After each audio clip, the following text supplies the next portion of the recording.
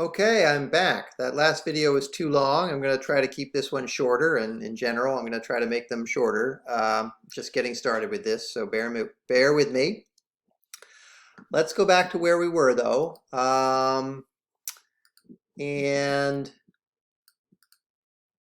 Okay. So the last sort of big advantage, it seems to me, of social contract theory, I was talking a little bit at the end of that video that got cut off. They're only allowed to be 15 minutes long, so I got cut off. This one's going to be shorter than 15 minutes. I was talking about how the contractarian theory justifies a basic moral duty to obey the law. That's interesting. It also justifies the terms of legal punishment. Without a system of punishment, we don't have a state that can perform its enforcer role, right? The state's enforcer role depends on having a system of punishment. And so in that way, the social contract theory explains why we need one. It also explains the state's role in criminal law, right? Since the purpose of the state is to aid our escape from a state of nature, this is what gives the authority of the state to preserve itself, right? The state can only help us out of the state of nature if it can preserve itself over time, and it does this by criminalizing and prosecuting and punishing any actions that are dangerous to society. So again, the social contract theory explains why the state has to take on a role in criminalizing certain types of actions and prosecuting them and punishing them, because the purpose of the state is to help us escape from the state of nature, and it can only do that by preserving itself over time.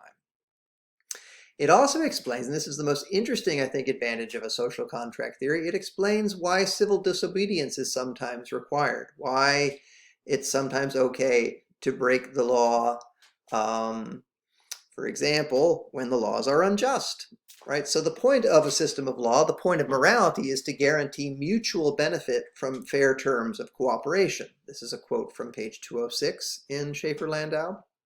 But when the legal system is unjust and the terms of cooperation are unfair, then the government is not upholding its part of the contract anymore, right? Because there will be groups of people who don't benefit from the social arrangement. So under those conditions, right, the government has lost its moral authority. It's lost its moral authority in particular over those citizens who are being discriminated against. And so when the laws are unjust, when the government is not upholding its terms of the social contract, when citizens are being discriminated against by the legal system, then under those conditions, it's appropriate for citizens to disobey those laws. Okay, and that takes the form of civil disobedience. So we have examples like Martin Luther King, or in the country of India, we have the example of Gandhi. That long tradition of civil disobedience is something that social contract theory explains. It justifies, it explains why sometimes we have to do that. And that's an advantage of the theory. Okay, what are some reasons to reject contractarianism, or what are some problems with the theory? That's what comes up in chapter 14. The big one is the free rider problem, right?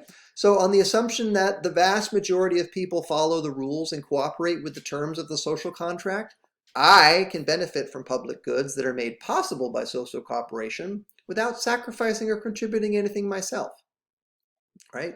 And this is unfair. This is obviously unfair, but it seems rational. That's the problem. Why should I contribute to the preservation of public goods if I can benefit from those goods without contributing? And so this is the free rider or the freeloader. Some of you may have written about the freeloader, or are going to write about the freeloader example for the midterm exam.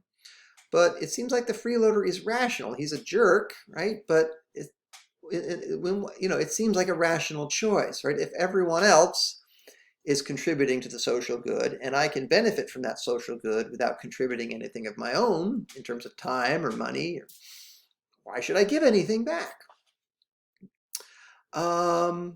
It's not clear that the social contract theorist has a good response to the free rider problem. And you can look at chapter 14 to think about whether there is a good response to the free rider. Okay, I'm going to pause now. I'll do one more video after this. I'll look at a couple more problems with contractarianism. Okay.